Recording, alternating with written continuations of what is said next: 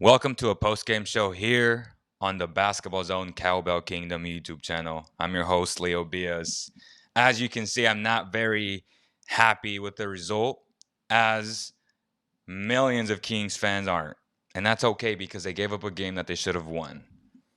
Multiple reasons, as I addressed on Twitter all throughout the game, to why they lost this game. Coaching and player execution. They should both be held accountable.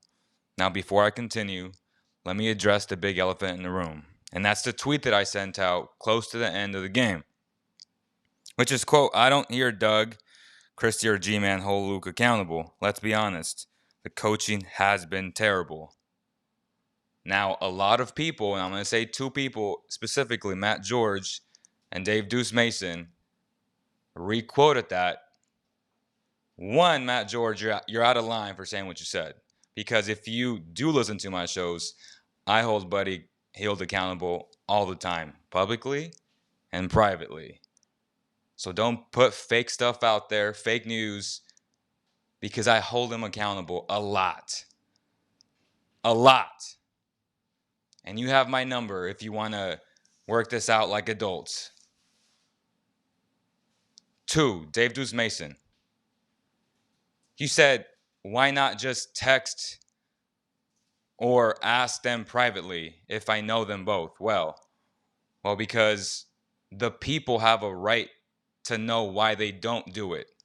And if their jobs is to not hold Luke to the same standard as the players, then that's not okay.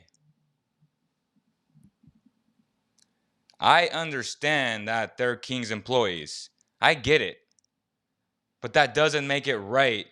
If you see things that are not okay, that are part of the game, and the last time I checked, coaching is part of the game, you should be allowed to talk about those things. It's okay to hold people accountable. Holding people accountable does not mean bashing, trashing, or saying anything unprofessional. It's the same way Doug talks about Buddy Hield, Bogey, Bays. Hey, he can do this better. He can do that better. There is nothing wrong with holding Luke Walton accountable. You shouldn't be scared to get fired if that's the case. If that's the rules they have to abide by, that's sad. I'm sorry. That's not okay. And again, Deuce, you have my number. G-Man and Doug Christie, they don't need to be defended by you. They're grown men. You have my number. Second, the Kings should have won this game, period. Bad coaching, bad player execution. Way too much one-on-one, way too much isolation. It's not okay. Luke Walton was known for this coming into this job. His first 3 years in LA, he was one of the worst coaches to call multiple actions per possession. It was widely known. It was widely known. And as I said in my article 2 days ago, this team is not built to be a top 10 defensive team the way he wants it to be. So part of that issue is that he doesn't have the right pieces to play the way he wants to play. You can't force Buddy Hield, Bogey, Belly to be good defenders when they're not gifted athletically the way you want them to be in order to play that type of grit and grind type defensive style basketball that you want them to play. It's not going to happen. God made them a certain way. They're not going to get faster laterally. They're 27 and above. That's not going to happen. So rather than focus on your weaknesses, focus on your strengths. There is no time to tinker with things. You had 8 games going into this bubble. There is no time for experimenting with things. This is the time to put your players in the best situation possible. Period. No excuses. You don't have 72 games left to tinker with things and experiment with things. You have to put your best guys out there, period. No excuses. How's everybody doing, by the way? Comments are coming in. Comments are coming in. If you want to call in the show, voice your opinion, you know what the number is. It's available in the description, and I'll give it to you now. It's 209 565 3079. Again, that's 209 565 3079. Luka Doncic destroyed the Sacramento Kings. Destroyed them. 34 points, 20 rebounds, 12 assists. That's insane. That's insane.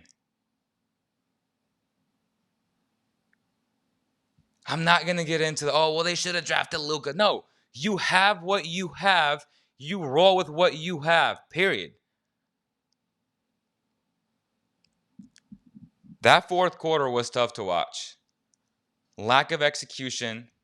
And again, I'm not solely blaming Luke for everything. I'm half blaming it because coaching is a big part of running certain actions, certain sets. Not allowing your players to do what they like. If my players are not running my actions in my sets, what do you think I'm going to do? I'm going to yell at them and call a timeout because we have rehearsed this 1,000 times in practice. Stop doing this. Break these habits.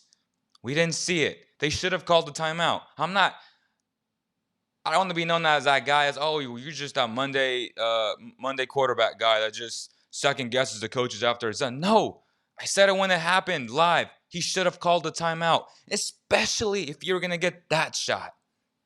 Now, I get it. Don't allow your opposition to set up their defense. I get it. The problem is they weren't going up tempo. They slowed the ball. They barely brought the ball up. To get that shot? Are you serious? To get that garbage shot? Are you serious? That's the play you called. You should be ashamed of yourself.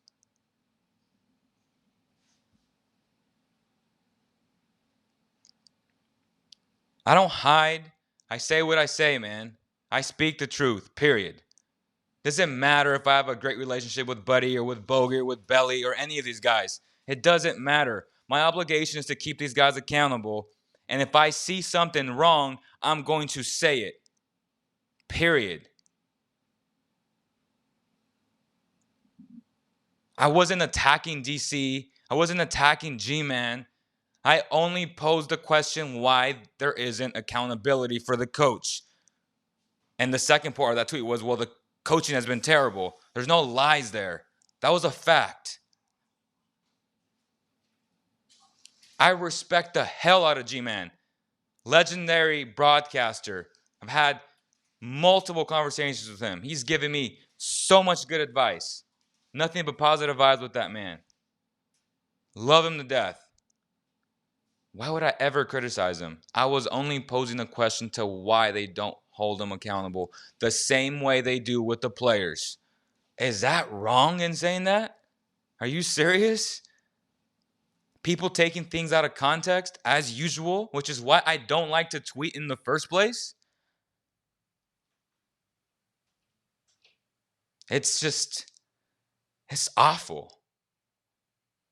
It's not okay to be a grown man on Twitter and attack me for saying the truth. It's not okay. The number is 209 565 3079.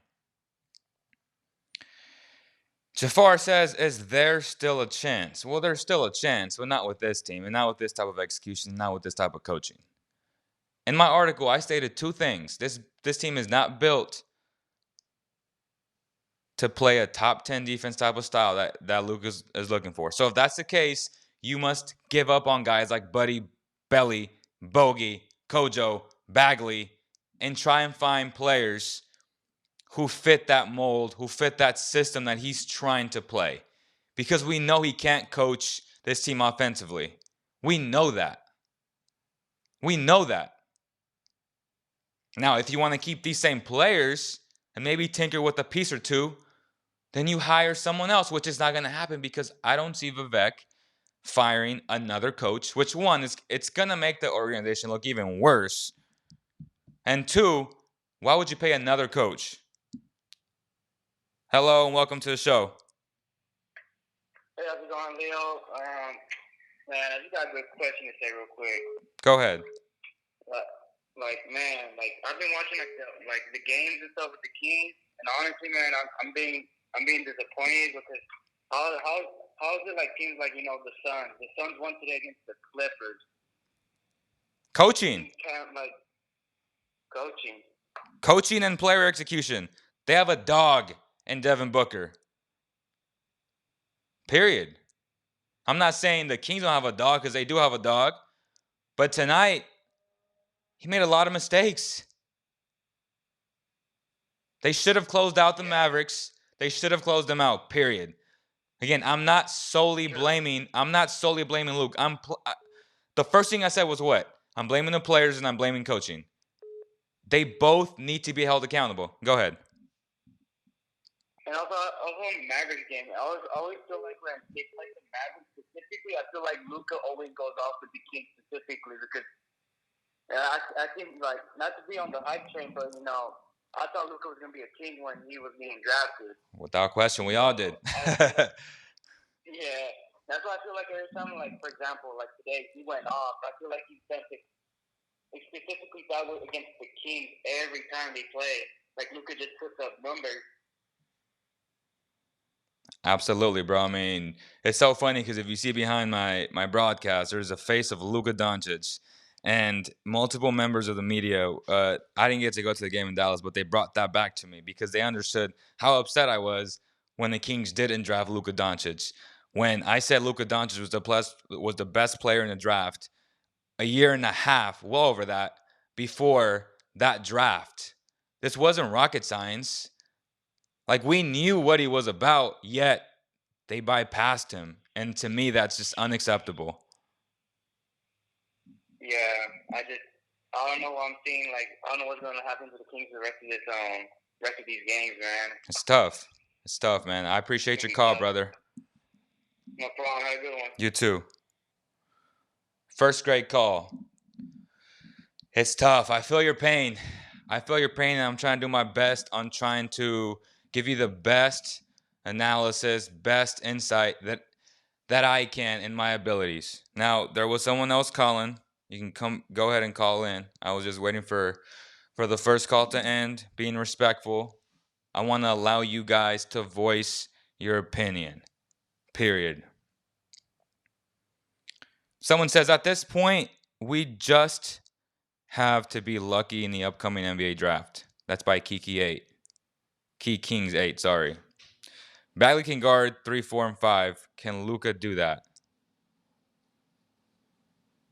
Is that supposed to be a joke, or did I miss something, or what? Seriously, is that supposed to be a joke? Corey Joseph can guard Luka. Oh, can't guard Luka. Oh, I was like, wait, what? All right, here we go. Hello and welcome to the show. Hey, man. What's up, man? Hey, I got a question about what your thoughts are about Igor. Igor's just leaving. He had some time, with Phoenix. He was kind of supposed to be the offensive guru. Do you think Igor was somewhat of the glue to this offense, or do you think in any way that was holding us back? I know today was a horrible example of whatever offense should be run, but, do you see any changes coming forward with Igor leaving? Because he didn't have the best record in Phoenix, and, this team's still young. Well, Igor had one season with Phoenix, right? And Igor wanted to draft Luka Doncic, but their owner, being an Arizona alum, said, nope, we're drafting Aiden. But to answer your question, it's just hard to say because I still haven't had a great gauge on who really is running the offense. I know with the Lakers, it was Jesse Mermis, one of the current assistants for the Kings. And they brought in Igor for those reasons because he brought that type of European-style basketball. But if we're honest, this season was mediocre at best, right? Like, we saw a bunch of the stuff we saw tonight, which was a lot of isolation basketball. So we must ask the question, who is calling the plays? Or is Luke actually being receptive to what the coaches have to say? I've had coaches tell me, well, I say this and that, and do things get changed? Do things get taken in? I don't know how Luke really works. Does he take everything into account? I'm sure he listens, but my thing is, how can someone like myself or you notice what the problem is, and the guy who grew up in a basketball family hasn't been able to really see that in 4 years as a head coach? That's what boggles my mind, because I know he's a brilliant basketball mind. He just hasn't shown it, and that to me is shocking. Like, it doesn't make any sense to me. That makes sense to you? Yeah, no, it makes sense to me. I think, he always says at the end of his, post-game speeches and Q&As that they'll always go back and look at the tape and look at the tape. And I'm sure he looks back at the tape. I'm just surprised that it takes him until after the game to get a better sense of what happened right in front of his eyes, Exactly. Yeah. Let me ask you, for today's offense, what did you think was kind of the biggest issue? Was it the poor shot selection? Because Bogdan was throwing it up and not hitting the broad side of the barn and still shooting those kinds of wild shots, or was it just poor team offensive fundamentals, just no movement around, or just the third, just lack of coaching, not making any in-game adjustments just to bring anyone together and try to make some kind of spark of some different type? It was all three of those, and I've said that multiple times already, because as a coach, so if I was a coach and my players aren't running what we have rehearsed 1,000 times in practice, wouldn't I call a timeout, yell at them, hold them accountable, right? Like, that's one thing. The second thing is, well, Luke isn't playing out there, and as a leader of the team, the point guard of the team, wouldn't you? Because he's at fault too in De'Aaron Fox, where he had so many isolation parts where he either airballed the ball or it was just awful to watch. Like, at some point, it's easy to blame Luke Walton, but the first thing I said when I started the stream was, I'm holding the players accountable for not executing and the coaches for not calling the right timeouts and for calling the right plays. Now, maybe they called the right plays and the players didn't do it. It could be. There has been a lot of that. There's been coaches like a Bobby Jackson who's told me, we do call these things. We do tell them to run, and sometimes early on they didn't want to run for whatever reason. I don't know if it was because they were out of shape or what, but it's definitely a little bit of all those things that you just said. It's not okay for a professional basketball player to continue to just play this type of hero ball when you know, in fact, that what got you there in the lead was playing fundamental basketball, moving the ball around, swinging the ball around, playing a motion-free offense, and then you just go away from that? Like, I tweeted this at the half. I said, I will be shocked if they don't resort to one-on-one play in a little bit. And that's exactly what they did. It's crazy, man. And he didn't even call a timeout just to bring them in and just question. Exactly. Like that. That's right? Like, you have to wait 12 minutes just for them to realize, no, it's not changing, which isn't a surprise. It's like it's like watching a slow motion car accident. You know what I mean? 1,000%, man. I think Fox. I mean, I don't necessarily put a lot of this on Fox. He was giving some Russell Westbrook kind of tendencies a little bit, but by and large, he can only either pass the ball, drive, or take some shots. So I think a lot of the rest of this still is shouldered by Bogey and Buddy, just because they're just frozen in cement, and just not trying to set off any screens. Let me ask you one thing though. Yeah. Because Luke was saying some of this was related to them playing more zone as opposed and sort of messing up whatever schemes they were trying to run. Do you think there's anything to do with? I mean, normally you should still be able to beat a zone by movement, offensive natural movement, and kind of setting up different picks and freeing up some spaces on the court. So do you buy that? Do you buy that the zone is really giving up any level of trouble? Or is that just a lazy cop-out that we're kind of getting again? So was he saying that the Mavericks were running zone?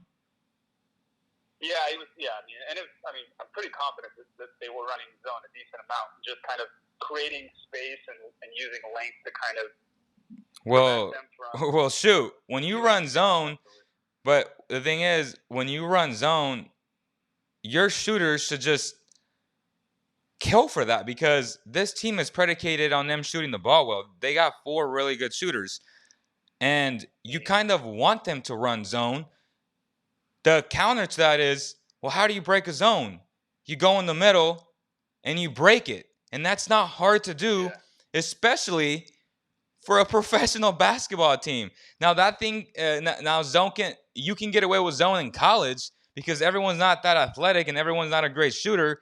But at this level where you have lethal shooters, how do you not break like if his excuse is, oh, they're running too much zone, wouldn't you call a timeout, adjust, and say, let's do this? Like, that doesn't make any sense to me. And he doesn't have to tell me as a professional basketball player. I should be able to actually see that as a professional basketball player. So, again, there's faults on both sides. But, yeah, that's a cop-out. Yeah, for sure. For sure, man. Leo, hey, appreciate it, man. Keep doing what you're doing. Appreciate it, man. What was your name? Kev. I appreciate you, brother. Means a lot, man. Thank you. Yeah. Great call, man. Like y'all, man. Real talk. Great call. There's a lot of cop-out stuff going on. And we're here to point that out. We're not afraid to say it on this platform. I let you guys say whatever you want, albeit there's some of you who are very disrespectful, and I don't like it.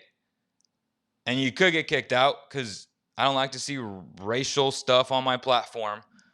That's a no-no. But if you want to talk basketball, then that's okay. Hello and welcome to the show. Hello. I'm just pretty disappointed from today's game, and I have 2 questions. The first has to do with the Kings, because based on these performances, it obviously is looking like there's going to be change. And let's hope so. Neither Buddy nor Bogey really fits Luke's system. Right. So what do you think they're going to attempt to do with those 2? Trade or... Again, as I said in my article, I don't know if you read it, but I said they have 2 options because Luke apparently can't coach this team. And if he wants a top defensive team, which he has said multiple times, well, this team will never get there. Let's just be honest. They'll never get there. Not because they're not capable, or take that back. They are not capable. So you can have the best scheme in the world, and this team will not reach top 10. There's just no way. Because they're not that type of players. Like, they're not built that way. So you have 2 options. Either you give up on Buddy, Belly, Bogey, Marvin, Kojo, and you go and you get players who can fit in this top 10 type idea that Luke wants to play, which is okay. I'm not dogging it. I'm not saying he's right or wrong. I'm just saying this team isn't built for that type of thing. So either you go out, you trade these good players, which they are good players, but they just don't fit, like you said, with what they're doing, or you make a switch and you bring in an offensive-minded coach, like maybe a Mike D'Antoni, which, again, I don't think is possible because I don't know if Vivek would be willing to pay another coach. And on the flip side of that, it's going to make the organization look even worse because this will be another head coach. So you're kind of like in a tough predicament either way, right? Yeah, no, for sure. And just seeing, like, nothing on defense against Luka.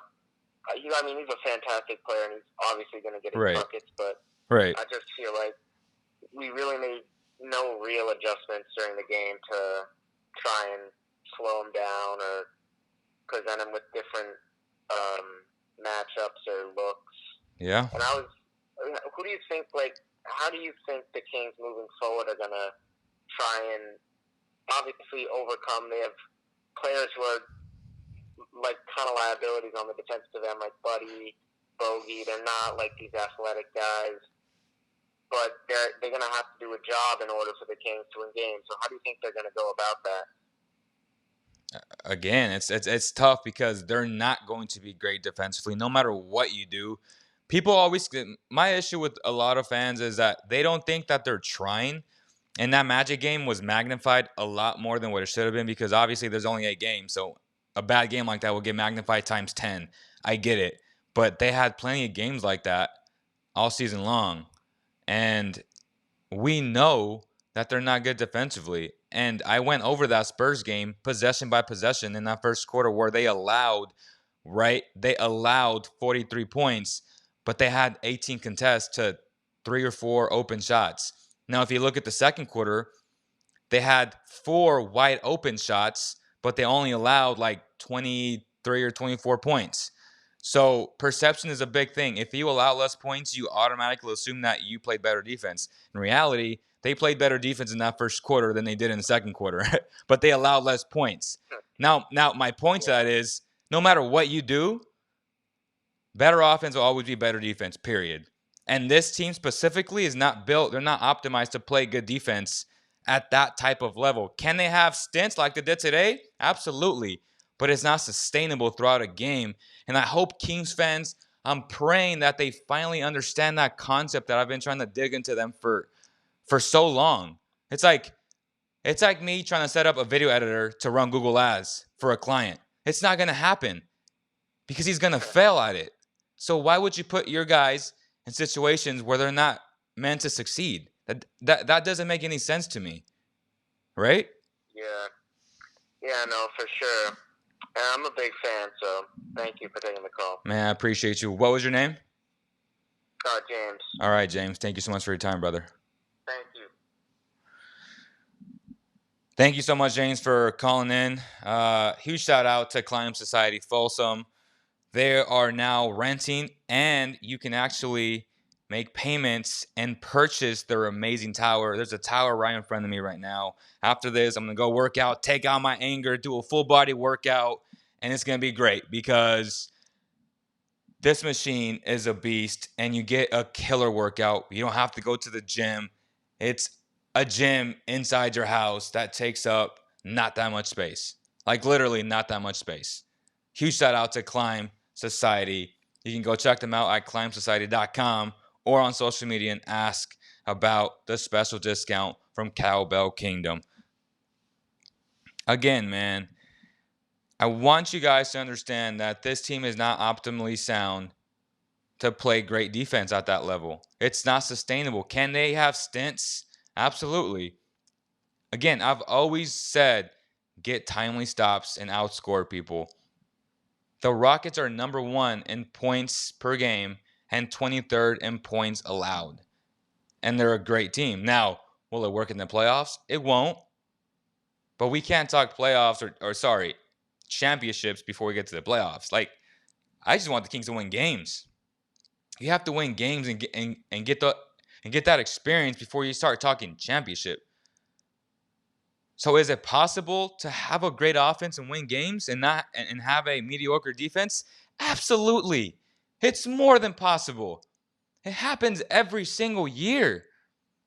If you truly believe De'Aaron Fox is that guy, that dog, it's possible. It's possible. Period. But Luke isn't that guy to coach like a Mike D'Antoni. I'm sorry. And I like Luke a lot, but he's not that guy. Luke wants to coach a defensive-oriented team. This team is not that team. They would need a complete overhaul this offseason. Complete overhaul. Buddy, Bogey, Belly, Bagley, Kojo, all pieces that other teams could need so you can get other good players in return. I'm just being realistic, man. I'm not trying to pull your tail and say, well, we're going to get these great players and still keep our great players or our good players, sorry. No. You have to give up something good to get something good in return. This isn't NBA 2K. And I haven't played 2K in years, so I don't even know if they would allow some crazy trade anymore. Where you were allowed to rip people off back then. That's not the case. It's not the situation that I want you guys to believe in or fall under. Like, there were plenty of comments on Instagram, oh, let's just trade for Devin Booker. What? Are you being realistic? If you guys follow me, and you guys represent Cowbell Kingdom on the streets, I want people to say, man, those Kings fans are educated, because those Kings fans listen, cooperate with Cowbell Kingdom, with that platform. They're always commenting, always engaging. I want people to rave about my following, because my job is to educate you on what's right and what's wrong and what's unrealistic. And when I see unrealistic comments like that, it makes me upset. It's like, do I not hammer the points down enough? What do I have to say to get you to understand that they're not trading for Devin Booker? That a bogey and a buddy isn't enough for a Devin Booker, or a belly and a fur. I don't know, some crazy trade. It's like, Devin Booker isn't going anywhere. Devin Booker's going to stay there. They're 3-0 in the bubble. And even if they don't make the playoffs, he's still going to stay there. Period.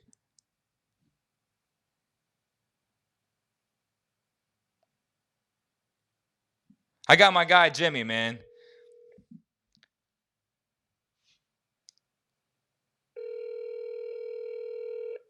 My guy Jimmy's been trying to call in for a little bit now, and now he's not picking up. We'll pick up the call in a little bit. We'll have Jimmy, professional basketball player overseas, call in a little bit. He's been trying to call in. Let me tell him again. Call in again. All right. We gonna call in again, man. At the end of the day, Leo warned us about this team. I respect you because you knew Bagley was not going to be a star, and Luka was your pick. I actually wanted the Kings to get Bagley. I thought he was going to be a baby Shaq. And that takes a man to admit that, to own up to that. And I respect you for that, David. Appreciate that, big dog. Again, man, Luka Doncic, special player. No matter what you do defensively, he's going to get his numbers, man. That's what greatness does.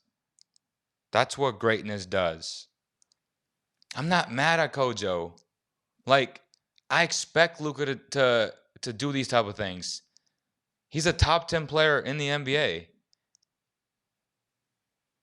That's what great players do in the NBA. They perform at the highest level. That's what they do. Buddy, Barnes, Marv, and second rounder for Booker. That's not going to happen. They're not going to give up on Booker, man. That guy's a dog. And I'm not his biggest fan.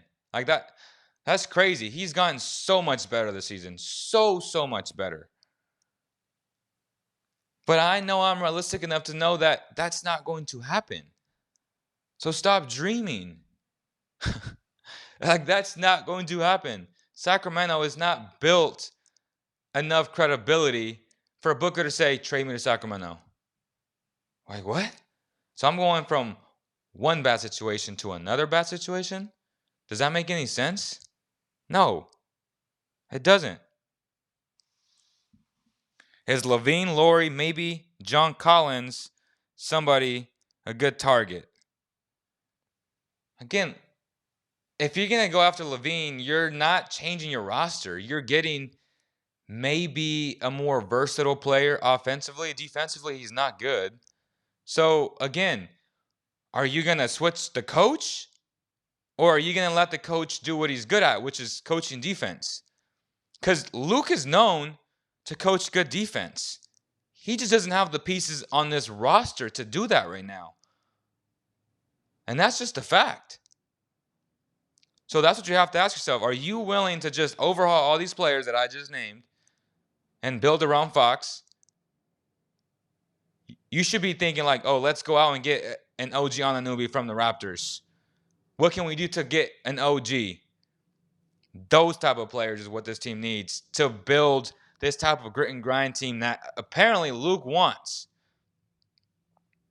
I'm not mad at that. I'm just telling you the fact is, hey, this team right now is not optimized to play great defense. And here is the man, Jimmy, my brother. What's up, man? He's good. Oh, man, long time no talking. I know you want to talk some Kings basketball, man, because right now it's bad for Kings fans. Yeah, man. I don't even know where to start, man.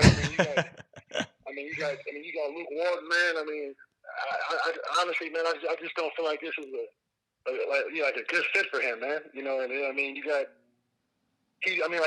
talent, but don't get me wrong, he doesn't have the best, the best core of guys, compared to the, teams like the Clippers and, right, so forth. Boston, you know what I mean? But they're better than what they play like, you know what I mean? It's like watching the Raiders, bro. Like, it's just frustrating, man. No doubt. I'm not even a Raider fan.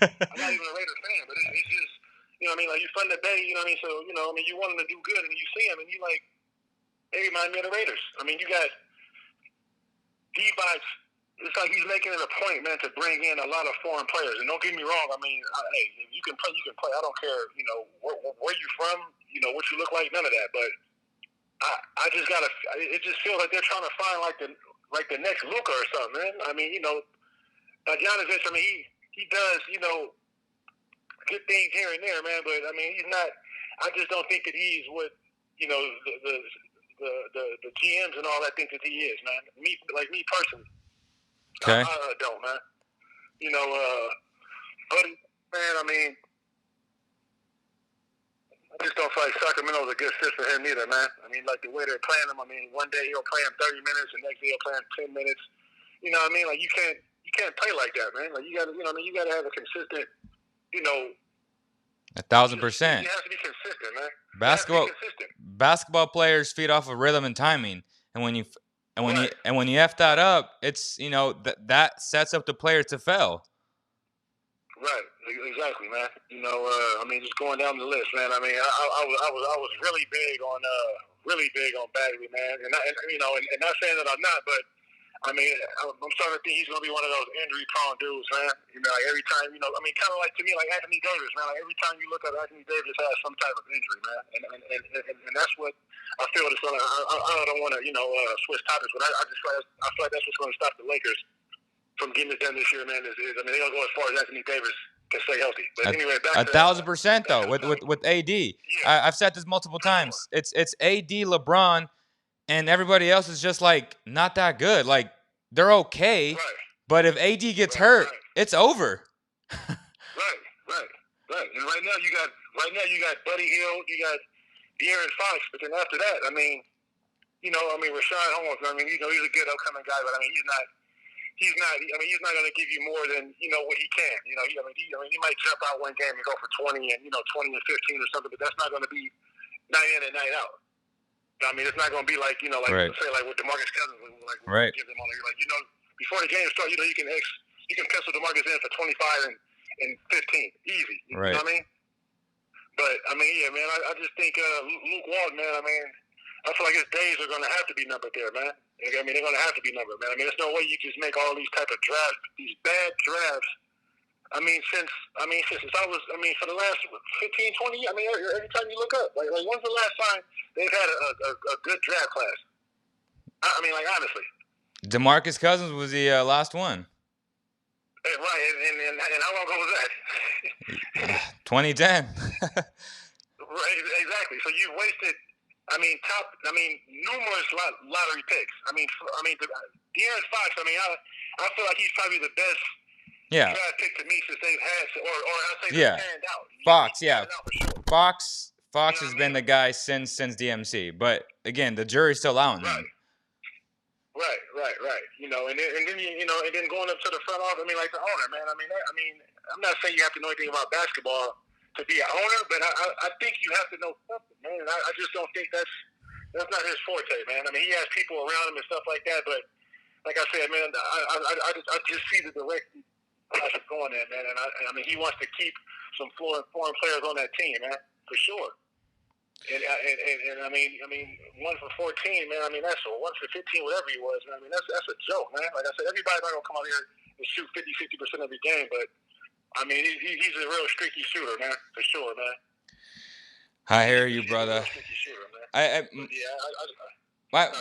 My thing with Bogey, and I love Bogey, but again, Luke Walton is not optimized to coach this team because he's more defensive oriented, and this roster is not good defensively. So again, they don't have right. There's no way, man. There's no way. Matter of fact, I went to the game when they played Dallas. Last time they played in Dallas, and in Sacramento, and Luka. Don't get me wrong, man. Luka is a great player, man. But there's no way that this guy should have 20 rebounds, man. There's no way. But then the Kings missed what 61 shots. Yeah. I want to say they were 30. I want to say they were like 41 for like 10 something crazy, man. I couldn't believe it. I couldn't believe it, man. You got Kent Bazemore, man. This dude got robbed the league. What, he got $80 million or something like that in that last? Seriously, man. The dude went from, they had this guy ranked the last best player in the NBA. I want to say back in I don't know if he was like 14 or 15 because he went and got it. He went and got it like embroidered on the inside of his Under Armour shoes, to remind him. Yep. And then now, he's on Sacramento, man. Giving him what he can, but he's no $80 million player, man. He's a free agent. He's a free agent after the season, so. And he's going to be out of there. He's not going to get no $80 million ever again. If they do, yeah. They're just giving away money, man. But yeah, man, Sacramento, man, they're going to have to do something with their coaching, man. And they need a facelift, man. Like they just need a facelift. And I'm not talking about bringing back old school jerseys, man. You got to come with some new players, man. Seriously, man. They just keep getting a bunch of recycled guys, that didn't already did what they could have done. Players like Kent Bazemore, when they brought in Trevor Ariza, like, nah, man, nah. You got to come new, man, and make the best out of your draft classes, man. You got to, brother. I'll call you back, and once we're done moving into my new house with the new remodeling, y'all got to come over, bro. For sure, man. But yeah, hey, man, you can't be in that new nice arena like that, man, and be taking them L's like that, man. That's a fact. Watch how fast the Warriors bounce back, man. Watch how fast the Warriors bounce back. That's a fact. Straight up. All right, brother. Good talking to you. Good talking to you, bro. All right, bro. Be good. All right, y'all. Professional player, Jimmy Buckets. It's hard, man, to be a Kings fan. Kings fans nationally are laughed at, ridiculed. It's tough. It's tough, man. And I'm here crying with you guys, suffering with you guys. But unfortunately, God allows me to have children. My kids are going to suffer and be Kings fans. I think about that. And that's painful. That's painful.